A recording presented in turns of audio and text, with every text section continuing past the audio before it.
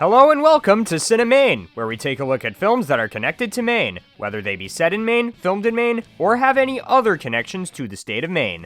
And today we are looking at the Trailer Park Boys episode, Friends of the Road, the 4th episode of Season 7. Okay, so I'm kinda cheating with this one since this is an episode of a TV show and not a movie. Not to mention that Trailer Park Boys for the most part takes place in Canada. However, the plot of this episode, among a few others, does feature the state of Maine very heavily, so I figured it was worth talking about. The basic premise of the episode involves Bubbles and Ricky's stepfather Ray driving down to Maine so that Bubbles can go to a model train convention. When they're eating at a truck stop in Bangor, however, Ray is arrested by some state troopers, leaving Bubbles stranded. Feeling distraught, he calls Julian, telling him and Ricky to come down to Bangor to pick him up. Julian promises they will do so, and he tells him to stay put, a request that Bubbles takes quite literally. Once Ricky and Julian pick him up, they of course take him to the model train convention that's occurring in town. This obviously leads to hijinks ensuing throughout the rest of the episode. So as you can tell from that synopsis, this episode's biggest connection to Maine is its setting, which jumps back and forth between Canada and Maine. The opening and final scenes take place in the show's primary setting, the Sunnyvale Trailer Park, which is set in Dartmouth, Nova Scotia. The majority of the events in this episode, however, are set in Bangor, with the third act involving the three main characters going to a model train convention that's occurring in town. Interestingly enough, in real life, there is an annual train convention that's hosted by the Eastern Maine Railroad Club that's been held in the Bangor Brewer area ever since 1976. Obviously, they're not called that in this episode, presumably to avoid potential copyright infringement. Instead, the company hosting the event is referred to as Tyson Trains, but still, I have to admit, despite being originally from Bangor and being someone who was just a kid when this episode aired, I had weirdly never even heard of this train convention until seeing this episode on Netflix when I was in high school. So it's kinda cool that they inadvertently got free publicity from being featured in this episode. The building that's hosting the convention is not located in Bangor, however. I don't know where this location is, but having been to some conventions in Bangor throughout the years, I can attest this is not a Bangor building. I couldn't find a list of filming locations on this episode's IMDb page, so my guess is that, like most of the series, this was filmed in Canada. Going back to places in Bangor that are never directly named in this episode, however, early on in the episode, Ricky's stepfather, Ray, who drove Bubbles down, is arrested by Maine State police officers at a truck stop that him and Bubbles, along with some friends of the road, as Ray puts it, were eating at. I'm assuming that the truck stop they're supposed to be eating at is Dysart's, which is a Maine native chain of truck stops with locations throughout Maine, including Bangor. The sign literally only says restaurant, obviously, since I'm assuming Dysart's didn't give the filmmakers permission to use their name. One detail in this scene that I'll give the filmmakers major props for getting right is that the state trooper uniforms worn by the guys who arrest Ray are visually accurate. There's another connection to Maine involving Ricky and Julian once they get to the state border after getting rid of their weed in the hopes of not getting searched.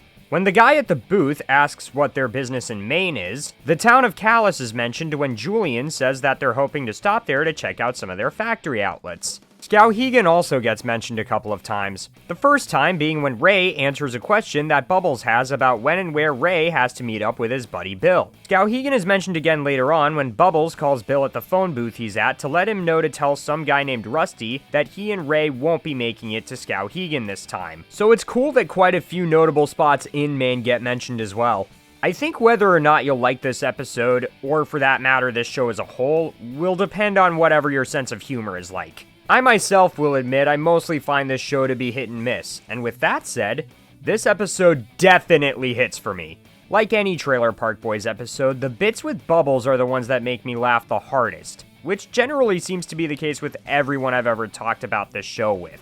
I particularly love this bit where he's waiting right inside the phone booth he called from and plays this movie trivia game over the phone after having a few beers. His reactions are honestly a mood, not gonna lie. But the hilarious parts don't stop with Bubbles. There's another funny bit that occurs when Julian and Ricky are on their way to Bangor to pick Bubbles up from being stranded at the phone booth. Before making it to the border, Julian suggests that they pull over and get rid of their weed in case the guards at the border search their car, citing that the US has no chill when it comes to their laws on pot use. I'll try not to give away what ends up happening for those of you who haven't seen this episode yet, but both what happens when they make it to the border, along with Ricky's reaction to what eventually transpires, made me laugh really hard. It's a pretty funny scene.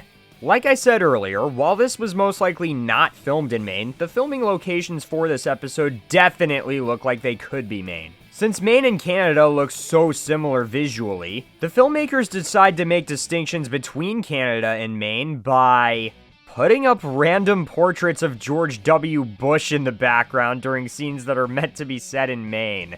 I don't know why, but for some reason this made me laugh.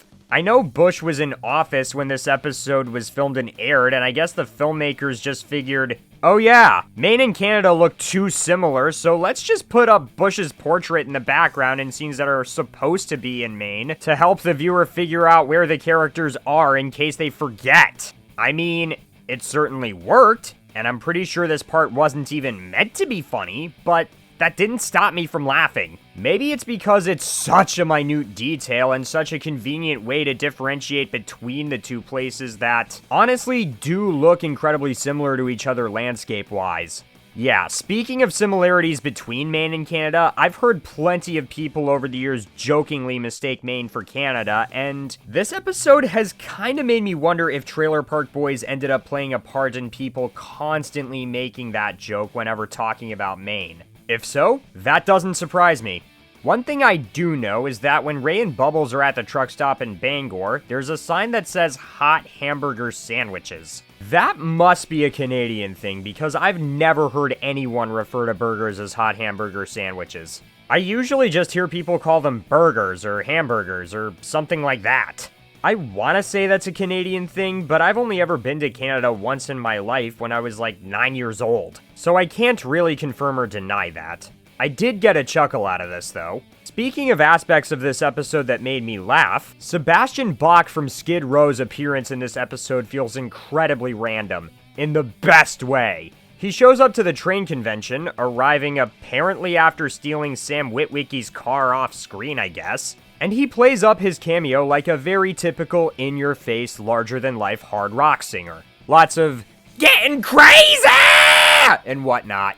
Hearing him get that enthusiastic over a model train convention feels bizarre in the funniest way, but the bizarrest and funniest bit is apparently the episode trying to play up the fact that both Bach and Patrick Swayze not only have a passion for model trains, but also have some sort of rivalry going on?